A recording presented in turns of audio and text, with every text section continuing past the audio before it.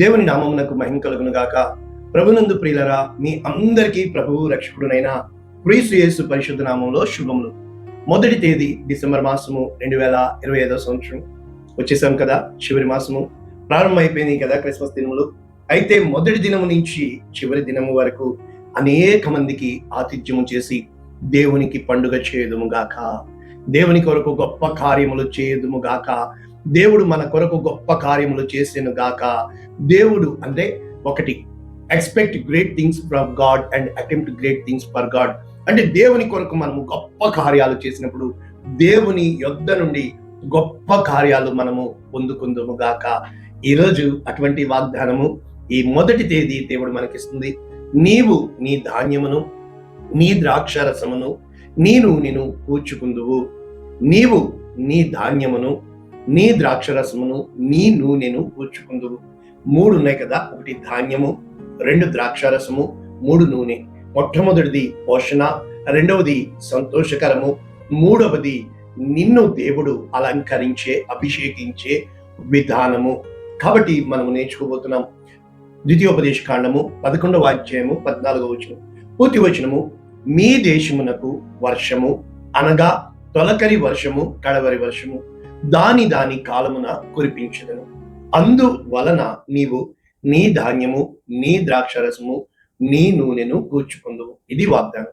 అయితే ఒకసారి ఇంగ్లీష్ లో చదువుకొని, new international version, Deuteronomy chapter 11 verses 14. Then I will send rain on your land in its season.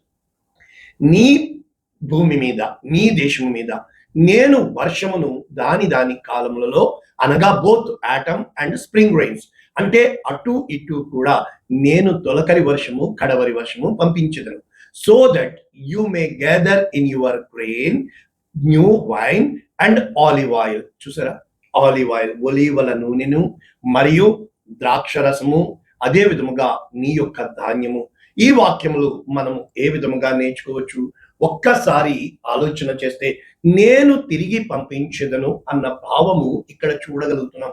అంటే దేవుడి చేతిలో గాలిని పుట్టించేవాడు ఆయన, వర్షమును పంపించేవాడు ఆయన, భూమిని తన పాదపీఠముగా చేసుకున్నవాడు ఆయన, ఆకాశమును తన సింహాసనముగా చేసుకున్నవాడు ఆయన. కనుక ఆయన తన యొక్క ప్రియ కుమారుడిని మనకి అనుగ్రహించిన దేవాది దేవుడు. ఈ క్రిస్మస్ మాసంలో దేవుడు మొట్టమొదట ప్రారంభంలో చెప్తున్నాడు. ఏమని నేర్చుకోవచ్చు? హగ్గయి గ్రంథము 2వ అధ్యాయం 19వ వచనం. కొట్లలో ధాన్యం ఉన్నదా? ద్రాక్ష చెట్లైనను, అంజూరపు చెట్లైనను, దానిమ్మ చెట్లైనను, ఒలీవ చెట్లైనను ఫలించకపోయిను కదా. అయితే ఇది మొదలుకొని నేను మిమ్మును ఆశీర్వదించదను.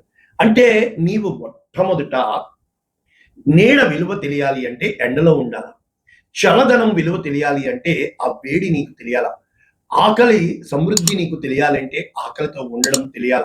కనుక మన బిడ్డలకి మనము అంతా కూడా సుఖముగా ఉండడం నేర్పించడానికి ప్రయత్నిస్తున్నాం, కానీ కష్టము నేర్పించడానికి ఇష్టపడటం లేదు.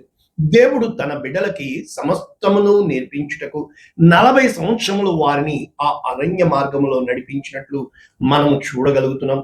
కనుక ఆ అరణ్య మార్గంలో వారిని నడిపిస్తూ ఆ యొక్క బానిస, ఆ యొక్క ఐగుప్తు ఇనుప కొలిమిలోంచి దేవుడు వారిని విమోచించి తీసుకొస్తున్న భావాలు ఇక్కడ మనము ఈ యొక్క ద్వితీయోపదేశ కాండము 11వ అధ్యాయంలో చూసినప్పుడు, దేవుని ప్రేమించి ఆయన కట్టడలు అనుసరించి ఆయన ఆజ్ఞలు నీవు గైకొనాలి అని దేనికి చెప్తున్నాడు మోషే వీరికి?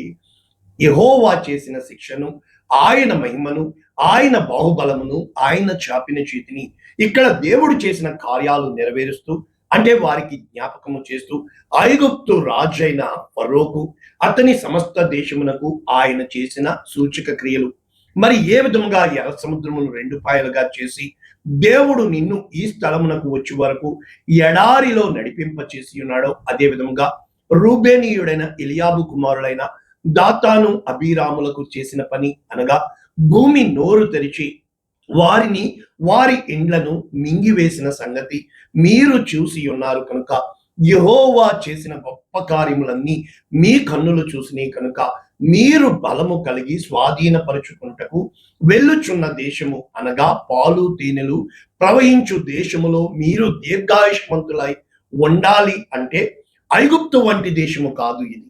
ఇది సమృద్ధి గల దేశము అనగా కొండలు లోయలు గల దేశము. అది నీకు ఆ భూమి ఆకాశ వర్ష జలము త్రాగి యెహోవా లక్ష్యపెట్టు దేశముగా ఆ యొక్క దేశం మీద. అందుకు ఈ వాక్యం నేర్పిస్తున్నాం. సంవత్సర ఆది మొదలుకుని సంవత్సర అంతము వరకు ఆయన కన్నులు ఎల్లప్పుడూ దాని మీద ఉంటాయి కనుక మీరు ఏమి చేయాలి? మీ పూర్ణ హృదయముతో, మీ పూర్ణ ఆత్మతో నీ దేవుని ప్రేమించి ఆయన ఆజ్ఞలు గైకొనిన ఎడల అని చెబుతూ ఇప్పుడు ఈ వాక్యం చెప్పబడుతుంది. మీరు తృప్తి పొందినట్లుగా ఆయన మీకు గొప్ప కార్యాలు చేస్తాడు. ఒకవేళ ఆయనను విడిచిపెట్టి జాగ్రత్త సుమా అని చెప్పుతున్న సందర్భము ఈ వాక్యం. అంటే మనము ఎన్నడూ కూడా దేవుని లక్ష్య పెట్టిన వారముగా, దేవుని ప్రభువుగా మన హృదయములో స్థిరపరచుకున్న వారముగా మనము ఆయన సన్నిధిని బ్రతుకుచున్నామని, ఆయనలో ఉనికి కలిగి ఉన్నామని, ఆయన లేనిదే మనము లేమని, ఆయన కొరకు ఆయత్తపడి ఉన్న వారముగా, ఆయన దేవుడుగా మనము ఆయన ప్రజలముగా ఎప్పుడైతే ద కాన్షియస్నెస్ ఆఫ్ గాడ్, దేవుని యొక్క మనము స్వభావము అనే కంటే దేవుడు మనల్ని పరీక్షిస్తున్నాడని, మన జీవితంలో ప్రతి విషయము కూడా దేవుడే జరిగిస్తున్నాడని మనము అటువంటి కాన్షియస్నెస్, అటువంటి అవగాహన కలిగి దేవుని గూర్చిన మనస్సాక్షి కలిగి మరి కీడును సహించి మేలు యందు బాధ్యత కలిగి ఉండి మనకి కీడు చేసిన వారిని క్షమించి దేవుడు మేలు చేస్తాడు అన్న విశ్వాసమును పట్టుకుని నీవు ఎప్పుడైతే దేవుని మనస్సాక్షి కలిగి నీ జీవితంలో నీవు ఎంతవరకు చేయగలవో కొంతవరకైనా నమ్మకము కలిగి దేవుని పెట్టిన ప్రతి స్థానములో అనగా దేవుని అధికారమునకు నీవు లోబడి దేవుని చిత్తాన్ని జరిగించుటకు నీవు ప్రయత్నము చేసిన ఎడల ఆయన కోరేది ప్రయత్నమే కదా. నీ హృదయములో తలంపు పుట్టక మునిపే ఎరిగి ఉన్న దేవుడు. ఈ రోజు ఈ వాక్యాలు మనం ఇంకా ఎలా నేర్చుకోవచ్చు అని చూసినప్పుడు ప్రభువునందు ప్రియులారా, హగ్గయి గ్రంథము మనం చదివి ఉన్నాం కదా.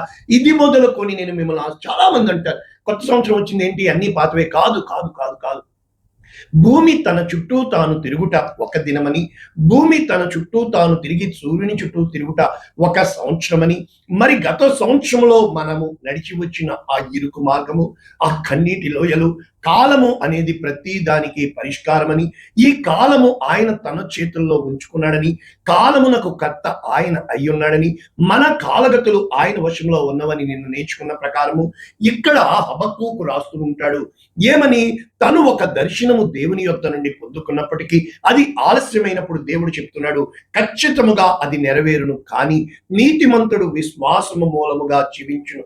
కనుక హబక్కూకు రాస్తూ 3వ అధ్యాయం అంతా దేవునికి స్తుతిగీతము రాస్తూ, నేను ఆ యొక్క క్షమ దినము కొరకు ఓరకొని ఎదురు చూడవలసి వచ్చి ఉన్నది, కని పెట్టవలసి ఉన్నది, నా అంతరమును కలవరపడుచున్నట్లుగా, ఆ శబ్దమునకు నా ఎముకలు కుళ్ళిపోవచ్చున్నట్లుగా, నా కాళ్ళు వణికిపోవచ్చున్నట్లుగా, ఇటువంటి స్థితి గుండా నీవు నేను వెళ్ళవలసిన పరిస్థితులు ఏర్పడతాయంటే, అంజూరపు చెట్లు పూయకుండినను, ద్రాక్ష చెట్లు ఫలింపకపోయినను, ఒలీవ చెట్లు కాపులేకయుండినను, చేనిలోని పైరు పంటక రాకపోయినను, గొర్రెలు దొడ్డిలో లేకపోయినా సాలలో పశువులు.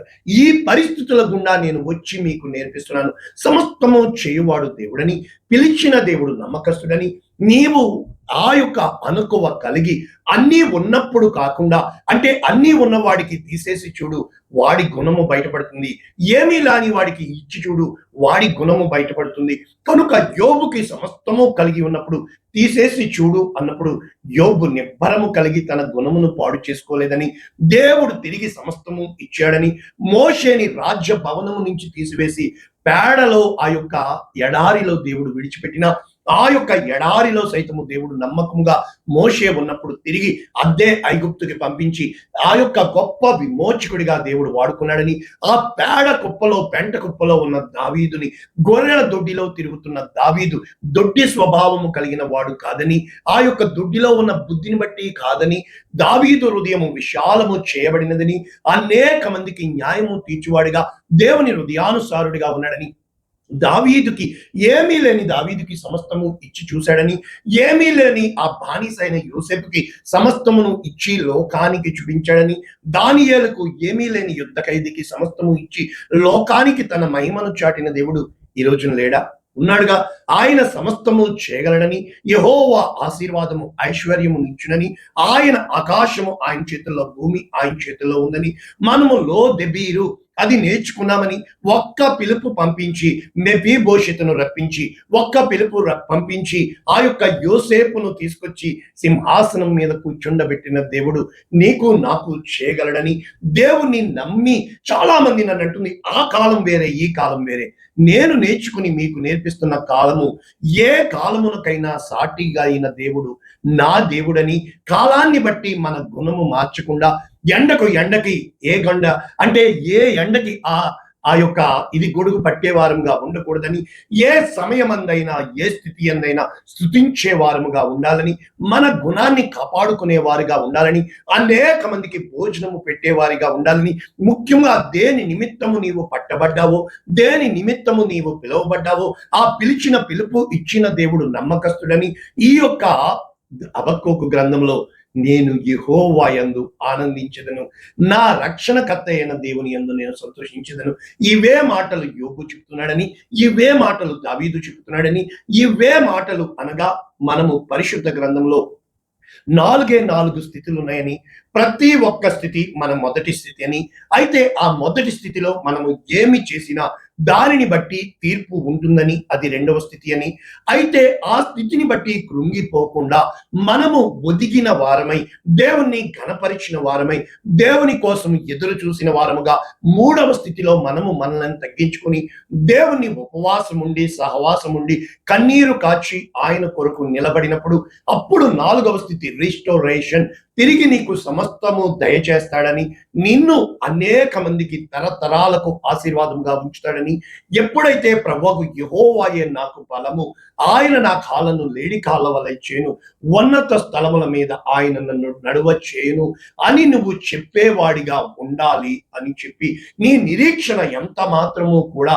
నీవు విడిచిపెట్టువాడిగా ఉండకుండా యోవేలు గ్రంథంలో మనం చూసినప్పుడు ఇప్పటికైనా ఉపవాసం ఉండి 4 సైన్యాన్ని దేవుడు పంపించాడని, అసలు పురుగులు, మిడతలు, చీడ, గొంగలి పురుగులు ఈ 4 పంపేవాడు దేవుడని, నేను నా మహా సైన్యమును పంపించానని, నా మందిరములో సైతము నైవేద్యము లేదని నా జీవితంలో ఉంది, ఆయన కోసము కట్టబడిన మందిరము ఆ విధముగా ఎలుకలకు నివాసముగా, ఆ విధముగా బూజు పట్టి, ఆ విధముగా అది బంధించబడి ఉన్న స్థితిని బట్టి నా హృదయము నిండా కన్నీటితో ఆ మందిరములో దేవుడు చేసిన గొప్ప కార్యాలను బట్టి స్తుతిస్తూ మందిరము తిరిగి కట్టబడును గాక, మందిరము తెరవబడును గాక, బబులోనుకు విధించబడిన ఆ 70 సంవత్సరములు ముగించబడును గాక అని ఏ రోజునైతే దేవుడు ఇచ్చిన 3 ఆజ్ఞలు, దేనిని ఆశించవద్దని, నిబ్బరము కలిగి ధైర్యముగా ఉండువని, ఖచ్చితముగా నీ విమోచన దినము నేను సిద్ధపరిచి ఉంచి ఉన్నానని,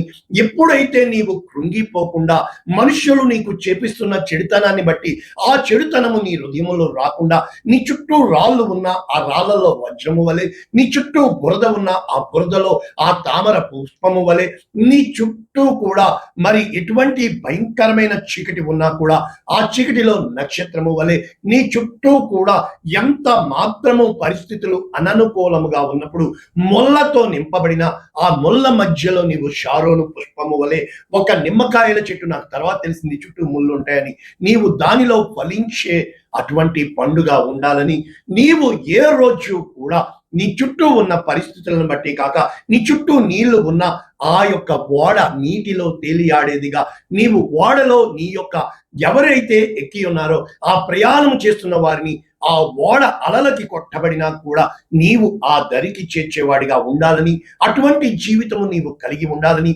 దేవుడు పంపే ప్రతి పరీక్షకు నిరీక్షణ కలిగి నీవు ఓర్పు వహించి ధైర్యము తెచ్చుకొని ఎప్పుడైతే దేవుని తట్టు చూస్తావో, దేవుడు ఈ రోజు ఇస్తున్న వాగ్దానము, దేశమా భయపడక సంతోషించి గంతులు వేయము, యెహోవా గొప్ప కార్యములు చేసెను, పశువులారా భయపడకుడి, గడ్డి బీలలో పచ్చిక మొలుచును. చూసారా, ఖచ్చితముగా నీ స్థితిగతులు మార్చేవాడు దేవుడు. చెట్లు ఫలించును, అంజూరపు చెట్లు ద్రాక్ష చెట్లు సమృద్ధిగా ఫలించును కనుక సియోను జనులారా ఉత్సాహించుడి.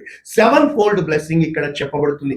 కనుక దేవుడు తన నీతిని బట్టి మనము నమ్మదగిన వారము కాకపోయినను ఆయన తన స్వభావమునకు వ్యతిరేకముగా ఏమియో చేయడు కనుక ఆయన పూర్వమందు వలె తొలకరి వర్షము కడవరి వర్షము కనుక కొట్లు ధాన్యముతో నిండును, క్రొత్త ద్రాక్షారసము క్రొత్త తైలము గానుగలకు పైగా పొర్లిపారును. కనుక మీరు కడుపారా తిని తృప్తి పొంది వింత కార్యములను నేను ఎన్ని కార్యములని చెప్పగలను. నేను ప్రతి స్థితిని అవగాహన చేశాను. ఖచ్చితముగా ఆ అవగాహన కలిగినప్పుడు ఇదా మేము చేసింది, ఇదా మేము తన్నుకుంది, ఇదా దేవునికి వ్యతిరేకంగా మా మనస్సును పెట్టుకొని పరిస్థితులను బట్టి ఆ గాలికి చెదరగొట్టు పొట్టు వలె అయిపోయి ఉన్నామని వారు కుమిలి కుమిలి ఏడ్చే దినము వస్తుందని.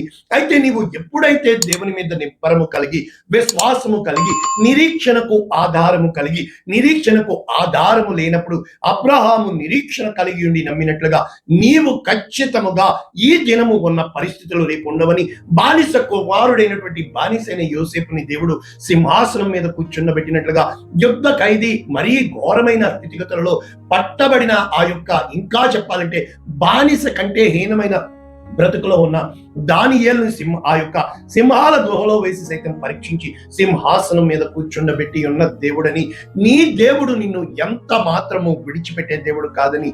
కనుక ఆ యొక్క దేవుడు పంపిన మిడతలు, గొంగలి పురుగులు, పసరు పురుగులు, చీడ పురుగులు, ఆ మహా సైన్యము తినివేసిన పంట తిరిగి దేవుడు రెండంతలుగా నీకు ఇస్తాడని, ఇక మనము ఎన్నడూ సిగ్గుపడే వారముగా ఉంచడని, ఆయన దేవుడు అని తెలుసుకోవాలని ఆయన ఇష్టపడుతున్నాడని, తన ఆత్మను మన మీద కుమ్మరిస్తాడని ఇది వాగ్దానం. కనుక ఏ రోజునైతే ఆయన ఆజ్ఞలు అంటున్న మనము, మరి అబ్రహాముకి ఏ ఆజ్ఞ ఉంది? ధర్మశాస్త్రం ఎప్పుడు వచ్చింది? మోషే కాలంలో. కనుక ప్రేమ ఎక్కడ ఉండునో అక్కడ భయం ఉండదు, ప్రేమ ఎక్కడ ఉండునో అక్కడ నమ్మకం ఉంటుంది, ప్రేమ ఎక్కడ ఉంటుందో అక్కడ ధైర్యం ఉంటుంది. నీ దేవుడు ప్రేమ అయి ఉన్నాడు. ఎప్పుడైతే ఆ ప్రేమ నీ హృదయంలో ఉంటుందో, అబ్రహామును దీవించిన దేవుడు అటువంటి దీవెన నీవు నేను పొందుకుందాము గాక. ప్రార్థన చేద్దాం. పరిశుద్ధుడా, ప్రేమ కలిగి ఉంటుంది విత్తబడిన వాక్యము అనేక మందికి దీవెనకరంగా, అనేక మందికి ఆశీర్వాదం, అనేక మందికి ధైర్యం ఇచ్చేదిగా ఈ వాక్యమును ఉంచమని నా చూడని యేసు శ్రేష్టమైన నామములో దీవించి ఆశీర్వదించి మీ కృపాహస్తాలకి ఈ యొక్క క్రిస్మస్ మాసమును అప్పగిస్తూ నీవే కార్యములు చేస్తామని యేసు నామమును దీవిస్తున్నాము తండ్రి. ఆమేన్. God bless you all. దేవుడు మిమ్మల్ని దీవించుగాక. ఆమేన్.